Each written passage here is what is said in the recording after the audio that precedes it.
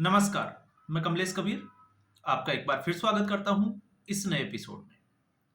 आज के इस एपिसोड में एक बार फिर हम बात करने जा रहे हैं संभल की। संभल मस्जिद का विवाद अभी खत्म नहीं हुआ। वो विवाद चल रहा है, चाहे वो कोर्ट के आप रास्ते देख लीजिए या फिर प्रशासन के स्तर पर देख लीजिए। लेकिन इसी बीच होली के बाद, क्योंकि पूरी संभावना ये थी कि होली के ऊपर संभल में कुछ बड़ा विवाद हो सकता है, लेकिन इसकी जिम्मेवारी ली थी सीओ अनुज चौधरी ने।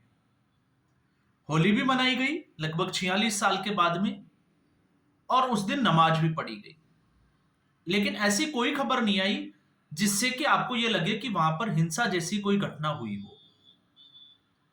और जिस तरीके से मैं हमेशा कहता हूं कि वामपंथी मीडिया जो है वो गिद्ध की तरह नजर लगाए रखता है कि ऐसी कोई घटना होगी तो उसको योगी सरकार और नरेंद्र मोदी को घेरने में आसानी होगी, लेकिन ऐसा हुआ नहीं। अब इस सप्ताह का मंगलवार, या हम कहें कि होली के बाद का दूसरा मंगलवार, उस दिन ऐसा क्या खास होता है कि एक बार फिर जो है 17 फरवरी को संभल के एएसपी श्रीचंद, उन्होंने एक चेतावनी भरा वीडियो जारी किया और इस वीडियो में यह कहा कि जो यहां का नेजा मेला भरता है, और किसकी याद में भरता है, तो वो भरता है, आपको पता होगा, सैयद सालार मसूद गाजी की याद में। उसके ऊपर कोई भी हरे रंग का झंडा कहे या उसकी याद में लगने वाले जो मेले में जो झंडा लगता है, अगर उसने वो कोशिश की तो उसको राष्ट्रद्रोही माना जाएगा, उसके ऊपर मुकदमा चलेगा राष्ट्रद्रोह का। और इसके बाद से एक बार फिर जो है वो संभल सुर्खियों में आ जाता है। और अगर किसी को वहां पर झंडा लगाना है, मेला निकालना है, तो वो मजिस्ट्रेट से जाके मिले, पहले प्रशासन से परमिशन ले, उसके बाद में ही जो है वो इस तरीके की कुछ भी जो भी वो करना चाहता है वो करे। अब जब बात आ जाती है कि आखिर ये नेजा मेला जो है वो है क्या, तो उसको समझने से पहले एक बार फिर जो है वो हम जानने की कोशिश करेंगे इतिहास के कुछ पन्नों को टटोलकर। क्योंकि यहां पर जब हम मीडिया के स्तर पर इन खबरों को देखते हैं तो आपको खबर मिलेगी या तो पॉजिटिव या तो फिर उसके खिलाफ जो खबर जो चल रही है उसकी नेगेटिव, सिर्फ और सिर्फ जो है वो टीआरपी बटोरने का एक साधन।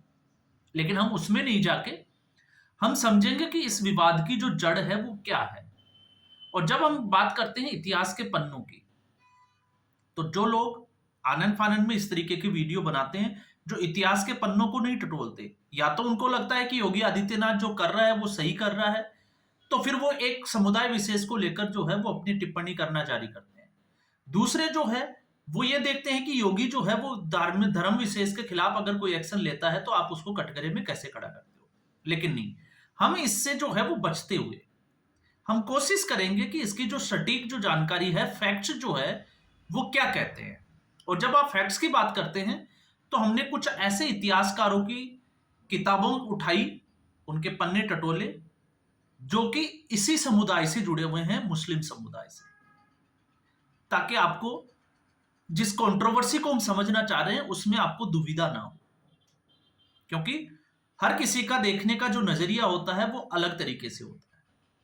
अगर कोई मैं हिंदू साहित्यकार की बात करूं तो आपको लगेगा कि एक तरफा बात हो रही है, इसलिए मैंने ऐसा कुछ करने की जो है वो कोशिश नहीं की है। और हमेशा की तरह मैं आपको हमें एक बार फिर जो है वो यही कहना चाहूंगा कि वीडियो आप अंत तक देखें और उसके बाद में एक बार फैक्ट्स को टटोलने की जरूर कोशिश करें। और फैक्ट्स क्या है, तो फैक्ट्स को समझने के लिए हमने इसको 5 सवालों में जो है वो डिवाइड किया है। पहला जो है वो ये कि आखिर ये गाजी, जिसको मैं साला गाजी के नाम से लिखा हुआ है, सालार गाजी था कौन। तो सालार गाजी के इतिहास को जब हम उठाते हैं तो इसका इतिहास मिलता है हमें महमूद, आपको पता होगा, गजनवी के साथ में। और महमूद गजनवी जो कि आज का अफगानिस्तान है, ये वहां से था। फिर उसके बाद में 11वीं सदी में ये भारत में आया और भारत पर आक्रमण करना शुरू किया इसने, जिसकी शुरुआत होती है 1001 ईस्वी में सबसे पहले गजनवी ने, या हम कहें कि पहला आक्रमण किया, और 17 बार आक्रमण करने के बाद आपको याद होगा कि सोमनाथ का जो मंदिर था वो इस महमूद गजनवी ने लूट लिया था, इसके ऊपर हमला किया था, इसको खंडित कर दिया था। अब इतिहास ये कहता है गाजी के बारे में, और जब इतिहास को हम टटोलते हैं तो मैं यहां पे जिस बुक को कोट कर रहा हूं वो किताब लिखी है जो ये कहती है कि ये जो गाजी था, सालार सैयद गाजी, वो मोहम्मद गजनवी का भांजा था, और उस वक्त मोहम्मद गजनवी की जो सेना थी उसका सेनापति भी था और उस सेना का नेतृत्व भी कर रहा था। तो सीधे तौर पे ये बुक जो है वो इस तरफ इशारा करती है कि सालार गाजी जो था वो एक लुटेरा था, एक आक्रमणकारी था, और उसने जो भी उसके रास्ते में जो रियासतें आई लोगों को मार दिया, काट दिया, या हम कहें मौत के घाट उतार दिया, महिलाओं का रेप किया, और उसके बाद में बड़ी संख्या और बड़ी तादाद में जो है वो धर्म परिवर्तन कराने का काम किया। तो अब ऐसी स्थिति में ये जो सवाल उठ रहे हैं हम उसके ऊपर आए, उससे पहले मैं यहां पर ये किस बुक की बात कर रहा हूं उसको मैं बता देता हूं। इतिहासकार मोहम्मद नाजिम, जिनकी एक बुक जो है वो ब्रिटिश प्रेस से, कैम्ब्रिज यूनिवर्सिटी की जो ब्रिटिश प्रेस है उससे रिलीज की गई थी 1930 में, the life and times of Sultan Mahmud of Ghazna, ये इस पूरी बुक का नाम है। इस बुक को अगर हम उठा के देखते हैं तो इसके बारे में जो है वो यही जानकारी मिलती है, और उसमें साफ तौर से जो है वो 1026 ईस्वी का जिक्र किया गया है, जिस दिन महमूद, या हम कहें कि सालार गाजी ने काठियावाड़, आपको पता होगा गुजरात के उस क्षेत्र को काठियावाड़ क्षेत्र कहा जाता है जिसमें सोमनाथ मंदिर स्थित है, उसके ऊपर आक्रमण करके इन आक्रमणकारियों ने लूट लिया था। तो ये जो है वो इतिहासकार, मुस्लिम इतिहासकार है, इसलिए इनकी बात करना जो है वो जरूरी हो जाता है। दूसरा, हम बात करते हैं एक और आगे के जो सवाल है उसके ऊपर, और आगे का जो सवाल है वो ये आता है कि आखिर इसका यूपी से क्या कनेक्शन है। जब हम सोमनाथ की बात कर रहे हैं कि सोमनाथ मंदिर को लूटा गया, तो आखिर ये संभल में विवाद क्यों, तो यूपी से क्या कनेक्शन है। तो यूपी से कनेक्शन के अगर हम स्टडी करें तो बहराइच के रहने वाले एक इतिहासकार मौलाना मोहम्मद अली मसूदी, उन्होंने एक किताब लिखी है अनवार ए मसूदी। उस किताब के पन्नों को अगर हम टटोलते हैं तो इसके मुताबिक जो जानकारी मिलती है वो ये मिलती है कि 1026 में सोमनाथ के मंदिर को लूटने के बाद में सालार मसूद गाजी जो है वो अपना क्षेत्र बढ़ाते बढ़ाते ये पहुंच जाता है उत्तर प्रदेश।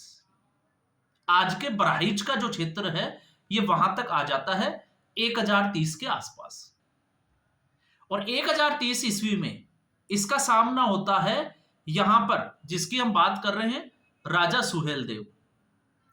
राजा सुहेल देव के ऊपर ये आक्रमण भी करता है, दबाव भी बनाता है समर्पण करने के लिए, लेकिन राजा सुहेल देव समर्पण नहीं करता, बल्कि अपने आसपास के जो क्षेत्र के लगभग 21 राजाओं को अपने साथ मिला लेता है और उसके बाद में आक्रमण कर देता है इस गाजी के ऊपर। यहां पर मामला जो है वो थोड़ा सा उलट हो जाता है, और सुहेल देव श्रावस्ती राज्य का जो है वो राजा है। और आपको पता होगा इसी बहराइच में जब ये मेला भरता है, क्योंकि मेला जो है वो उत्तर प्रदेश में 2 जगह भरता है इस गाजी का, एक नेजा मेला जो संभल में, और दूसरा जो है वो बहराइच में। तो बहराइच में इसकी जो है वो बारात आती है बाराबांकी से, और बाराबांकी से बारात आने के बाद में जब ये मेला भरता है तो उसी दिन हिंदू संगठन के लोग जो है वो सुहेल देव का विजय उत्सव मनाते हैं। क्यों मनाते हैं? क्योंकि इस दिन राजा सुहेल देव जो है वो लड़ाई लड़ता है इस गाजी से, और गाजी जो है वो इस युद्ध में मारा जाता है। तो गाजी की जो सेना है उस गाजी को बहराइच में ही दफना देती है जहां पर इसकी कब्र है। और फिर उसके बाद में इतिहास के पन्नों को जब आगे टटोलते हैं तो फिर इस कब्र को जो है वो बदल दिया जाता है मजार में, या हम कहें कि दरगाह में। तो अगला जो है वो हमारा सवाल इसी से जुड़ा हुआ है कि आखिर बहराइच में सैयद सालार मसूद गाजी की कब्र जो है वो बनी कब, किसने बनाई। तो यहां तक हम 1030 तक इसका इतिहास पढ़ते हैं तो आपको अब समझ में आ गया होगा कि ये युद्ध में मारा गया था, ये कोई शहीद नहीं था। लेकिन आगे के पन्ने जो है वो थोड़ी से आपको आश्चर्यचकित और करेंगे। कैसे करेंगे, अगर हम इसको देखें तो बहराइच के ही एक स्थानीय इतिहासकार जो बलरामपुर के एमएल के पीजी कॉलेज में इतिहास विभाग के प्रोफेसर रहे हैं, और उनके हिसाब से अगर हम देखते हैं तो 12वीं शताब्दी में दिल्ली सल्तनत के शासन के समय इस कब्र को जो है वो दरगाह में बदल दिया गया था। या फिर हम कहें कि 1246 से 1266 ईस्वी में नसरुद्दीन महमूद दिल्ली की सुल्तनत का सुल्तान था, और नसरुद्दीन महमूद उसी के समय पे, क्योंकि वो सुल्तान जो है वो बहराइच आते जाते थे और इस दरगाह के ऊपर मत्था टेकते थे, तो मत्था टेकते टेकते जो है वो लोग, और भी लोग जो है वो यहाँ पर माथा टेकने लगे, और फिर धीरे धीरे इसने एक धार्मिक जगह का रूप ले लिया। और इसकी यात्रा का जो जिक्र है 13वीं शताब्दी में, जब इब्न बतूता जो एक अफ्रीकी यात्री थे, उन्होंने जब भारत की यात्रा की तो उसमें भी इस जो मजार है, जो दरगाह है, उसका जिक्र किया है। और फिर उसके बाद में हम आते हैं इसके चौथे सवाल के ऊपर। तो चौथा सवाल जो हमारे जहन में आता है, जिसको मैंने समझने की कोशिश की, वो है कि आखिर मसूद गाजी जो है वो प्रसिद्ध क्यों हुआ। क्योंकि ये एक लुटेरा था, हम कहते हैं कि एक जो है वो बलात्कारी था, आक्रमणकारी था, और इसने जो भी किया, या तो मारकाट की या गलत काम किए, तो फिर आखिर ये इतना फेमस कैसे हो गया कि आज जो है वो इसके नाम पर मेले लगने लगे। तो यहां पर थोड़ा सा जो है वो ट्विस्ट आ जाता है, और वो ट्विस्ट आता है डीयू के एक प्रोफेसर की, क्योंकि किस तरीके से इतिहास में जो है वो हमें गलत तथ्य पढ़ाए जाते हैं। और इनकी बुक अगर हम देखें तो इनकी बुक है इनकी कॉन्वेस्ट and community, the after life of warrior Saint गाजी मिया। मतलब जो गाजी मिया है उसको इन्होंने अपनी किताब में एक संत की उपाधि दे दी, एक योद्धा, एक वॉरियर। और वॉरियर कैसा, जो कि आपको पता होगा उस वक्त जब मुगल सल्तनत के समय कोई भी युद्ध होता था तो पालतू जानवरों तक को मार दिया जाता था। लेकिन इस किताब में यह लिखने की कोशिश की गई है, यह बताने की कि यह गाजी जो था, मसूद गाजी, ये पशुओं से प्रेम करता था। तो ये कैसे हो सकता है। मुस्लिम इतिहासकार जिनकी कुछ किताबों को मैंने कोट किया, लगभग 3 मुस्लिम इतिहासकार, वो इसको आक्रमणकारी, लुटेरा ये कहने पर तुले हुए हैं, लेकिन इसके किताब में जो है वो कुछ उल्टा मिल जाता है। और ये भी जिक्र आता है कि ये महुआ के पेड़ की भी जो है वो पूजा करते थे, उसको जो है वो अच्छा मानते थे, पान खाता था, इसलिए ये फेमस हो गया था। अब इस तरीके के जो है वो उसमें उदाहरण दिए गए हैं, और एक सबसे बड़ा उदाहरण ये भी है कि ये बाद में पहुंच जाता है सूरज कुंड। और सूरज कुंड जो कि हिंदुओं की दृष्टि से अगर हम देखें तो एक धार्मिक जगह, लेकिन इसने इस सूरज कुंड को तोड़ा नहीं, ध्वस्त नहीं किया, वो यहीं आकर रहने लग गया मसूद गाजी। और फिर यहाँ पर वो जरूरतमंद लोगों की सहायता करने लगा, इसलिए इसको जो है वो संत की उपाधि दे दी गई। तो कंट्रोवर्सी ये हम लोग नहीं, ये मियाँ लोग ही जो है वो अपनी किताबों में पैदा कर रहे हैं। और फिर उसके बाद में तो सवाल हमारा आ जाता है कि आखिर ये मेला कहाँ कहाँ लगता है। तो ये मेला जो है वो अकेला संभल में ही नहीं है, विवाद अकेले संभल का नहीं है, ये विवाद है बहराइच और संभल दोनों का।